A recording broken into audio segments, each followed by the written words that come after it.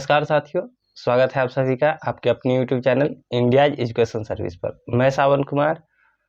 हमारा जो हिस्ट्री के जो भारत में राष्ट्रवाद चैप्टर चल रहा है उसका अब एक और नया पार्ट है जिसमें पढ़ना है सविनय अवज्ञा आंदोलन के बारे में।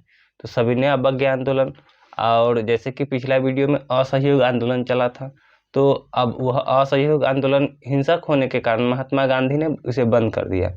तो फिर से सविनय अवज्ञा आंदोलन उन्होंने चलाया है। जो सविनय अवज्ञा आंदोलन है वह क्यों चलाया गया है, आज उसके बारे में पता चलेगा। तो जैसे कि असहयोग आंदोलन जो है हिंसक होने के कारण बंद हो गया है, और जो उसमें भाग लेने वाले जितने भी ग्रामीण कस्बे के लोग, शहर के लोग, और भी जो वहाँ के उनके साथ भी जो थे, उनके हिसाब से जो यह बंद हो गया ना, उनसे उनका मनोबल टूट चुका है, जिससे वे लोग अब महात्मा गांधी का साथ छोड़ दिए हैं कुछ दिनों के लिए। फिर जैसे ये जो जालियांवाला बाग हत्याकांड हुआ उसके लिए वह अंग्रेज ने साइमन कमीशन को गठन करके और भारत भेजा है, जिसमें 7 जो है वह 7 सदस्य हैं, जिसमें से एक भी सदस्य वह भारतीय नहीं है, सभी अंग्रेज सदस्य हैं। इसीलिए महात्मा गांधी साइमन कमीशन का बहिष्कार करते हैं और नेहरू जी मिलकर के पूर्ण स्वराज की मांग रखते हैं। और रावी नदी के किनारे 26 जनवरी 1930 को जो है रावी नदी के किनारे अपना झंडा फहराते हैं, चूँकि पूर्ण स्वराज की मांग रखी गई थी जो अंग्रेजों ने नहीं पूरा किया था।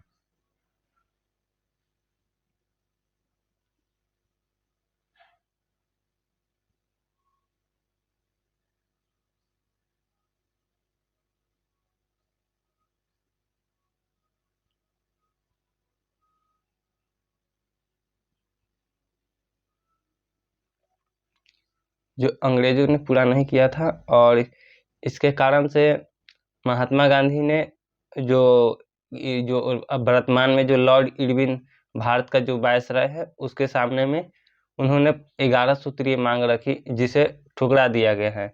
इसीलिए इससे नाराज होकर के महात्मा गांधी अब सविनय अवज्ञा आंदोलन शुरू करेंगे। यह सविनय अवज्ञा आंदोलन नमक कानून को तोड़ते हुए और साइमन कमीशन के बहिष्कार के साथ साथ जो यहाँ पे विश्वव्यापी आर्थिक मंदी आई हुई है उसके लिए, और जो कृषि का जो कीमत है वह लगातार घटते जा रहा है, जिसके लिए महात्मा गांधी विरोध कर रहे हैं। तो यह सविनय अवज्ञा आंदोलन वह जो महात्मा गांधी है उनके गुजरात के जो साबरमती आश्रम है वहाँ से 241 मील दूरी पर जो एक गांव है, जहाँ पे समुद्र के जो गांव है वह समुद्र के किनारे हैं, वहाँ पे महात्मा गांधी अपने 78 साथियों के साथ जाकर के, अपने 78 सदस्यों के साथ जाकर के नमक कानून को तोड़ते हैं। जैसे कि वह महात्मा गांधी जो है वहाँ के समुद्र के जल को इकट्ठा करते हैं और जल को वाष्पीकरण करके नमक प्राप्त करते हैं, और नमक को अपने हाथों में उठाते हैं, जिससे नमक कानून तोड़ते हैं। और वह इरविन को बतलाते हैं कि अब उनका जो नमक कानून है वह कोई नहीं मानेगा। नमक कानून चूँकि यह था कि नमक का जो उत्पादन है जो उसे बेचेगा उस पर कर लगा दिया गया था, जिसके कारण से लोगों को जो काफ़ी कीमत में वृद्धि होने के कारण यह एक जो पौष्टिक तत्व था, जो नमक एक स्वाद, जो भोजन को स्वाद में और अपने शरीर के लिए भी जो जरूरी थी उसका पूरा नहीं कर पा रहे थे, जिससे गरीब लोग तो परेशान थे, साथ ही साथ अमीर लोग भी परेशान थे। इसीलिए सभी लोगों ने मिलकर महात्मा गांधी के साथ सविनय अवज्ञा आंदोलन जो दांडी मार्च की यात्रा था उसमें सहयोग देते हैं। तो इसमें था कि फरवरी 1922 में असहयोग आंदोलन को हिंसक होने के कारण वापस ले लिया गया था।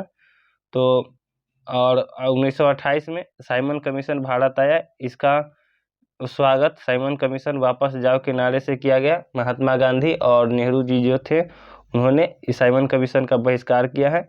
दिसंबर 1929 में जवाहरलाल नेहरू की अध्यक्षता में लाहौर कांग्रेस में भारत के लिए पूर्ण स्वराज का मांग रखा है। पूर्ण स्वराज की मांग रखते हुए जो उनका मांग था वह नहीं माना गया। यह मांग को जो है औपचारिक रूप दे दिया गया। पूर्ण स्वराज का जो है मांग करते हुए नहीं मानने के कारण उन्होंने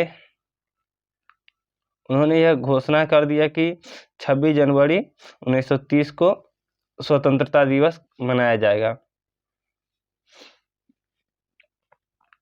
फिर आता है नमक मार्च। नमक मार्च या सविनय अवज्ञा आंदोलन। तो 31 जनवरी 1930 को महात्मा गांधी वायसराय इरविन को जो 11 सूत्री मांग रख रहे हैं, 11 मांगों को लेकर के एक पत्र भेजा था जिसे इरविन ने नहीं माना है, जिसके कारण वह सविनय अवज्ञा आंदोलन शुरू करेंगे। तो 11 मार्च तक पूरा करना था। ये जो 11 सूत्रीय मांग था उसे इरविन को जो 11 मार्च तक इसे मानना था, और नहीं मानने के कारण उन्होंने 12 मार्च से ये जो उनका सविनय अवज्ञा आंदोलन है वो शुरू कर देते हैं। सविनय अवज्ञा आंदोलन महात्मा गांधी के द्वारा चलाया गया। जो नमक मार्च की शुरुआती में महात्मा गांधी ने अपने 78 विश्वस्त स्वयं सेवकों के साथ यह शुरू किया था, और मार्च में 240 मील से 41 या 40 मील है से अधिक तक साबरमती में गांधी के आश्रम से गुजरात के तटीय शहर दांडी तक पहुंचते हैं। ये दांडी तक पहुंचते हैं और वे 6 अप्रैल को दांडी पहुंच जाते हैं। यहाँ 12 मार्च को चलते हैं और 6 अप्रैल तक वह 240 मील दूरी तय करके 6 अप्रैल को जो गांधी का जो तटीय शहर है जहाँ जो दांडी है वहाँ पहुंच जाते हैं, और वहाँ औपचारिक रूप से कानून का उल्लंघन करते हैं। तो यह कानून नमक कानून है जिसका उल्लंघन करते हैं। समुद्री जल को उबालकर नमक का निर्माण किया, इसने सविनय अवज्ञा आंदोलन की शुरुआती को चिन्हित कर दिया है। तो नमक मार्च या दांडी यात्रा जो है वह दोनों ही एक है। क्योंकि यह महात्मा गांधी के द्वारा चलाया गया था, तो इसके कारण के बारे में जानते हैं। तो सबसे पहला कारण है महात्मा गांधी का जो 11 सूत्रीय मांग था उसे इरविन के द्वारा ठुकरा दिया जाना, उसे नहीं मानना।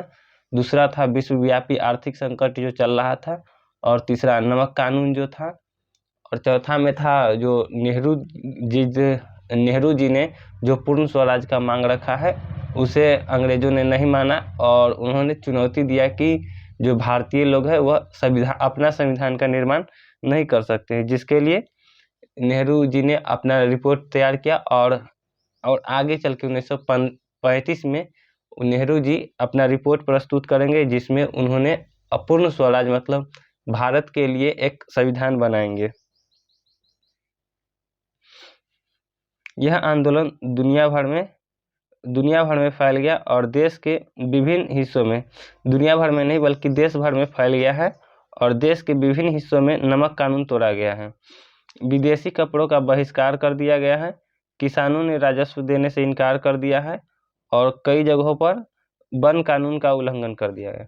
तो वन कानून में भी था कि जो अंग्रेजों के द्वारा जो सुरक्षित क्षेत्र घोषित किए गए थे उनमें आदिवासी समुदाय के लोग और वहाँ के जो लोकल कम्युनिटी के लोग थे वो बिना परमिशन के उसमें जो जंगल के लिए फल फूल के लिए नहीं जा सकते थे, लकड़ी वगैरह के लिए नहीं जा सकते थे।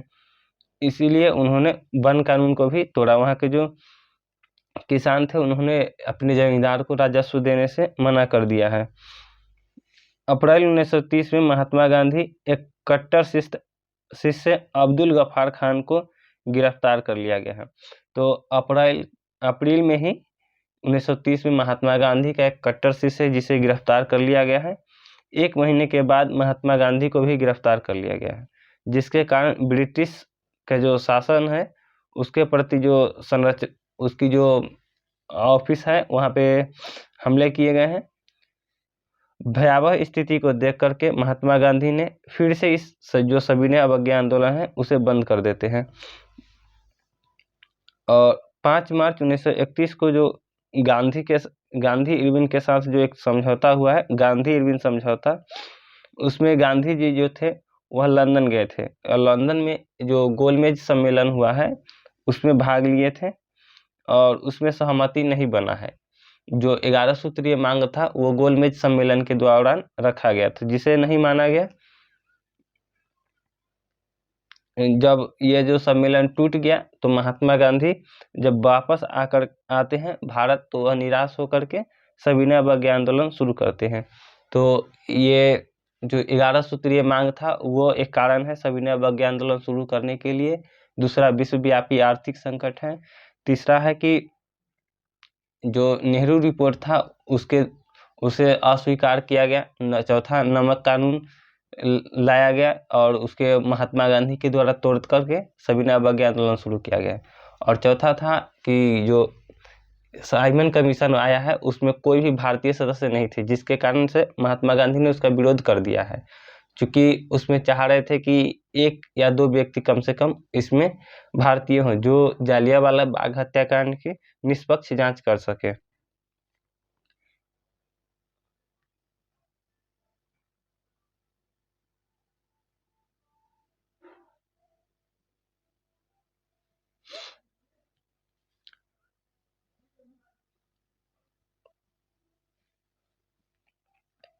सविनय अवज्ञा आंदोलन की एक अन्य महत्वपूर्ण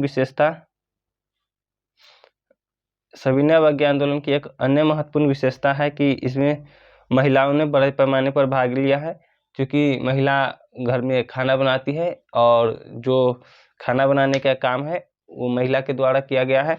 और इसमें जो नमक है वह काफ़ी महंगा होने के कारण जो महिला काफ़ी ममतामयी होने के कारण यह नमक का जो कानून है उसका विरोध में बढ़ चढ़ के हिस्सा ले रही है। और यह लंबे समय तक कांग्रेस महिलाओं को संगठन के भीतर उसकी आधिकारिक स्थिति पर कब्जा करने की अनुमति देने के लिए अनिच्छुक थी।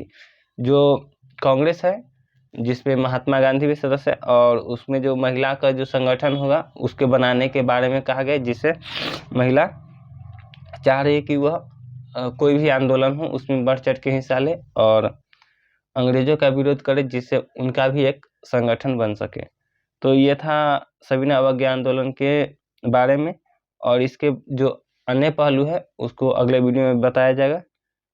तो जैसे कि आप सभी ने कमेंट किया है उसका वीडियो उत्तर जो है वह जल्द ही अपलोड किया जाएगा, और ऐसे ही कमेंट करते रहिए ताकि हमें पता चले कि आप लोगों को समझ में आ रहा है या नहीं। तो अब चलते हैं। जय हिंद, जय भारत।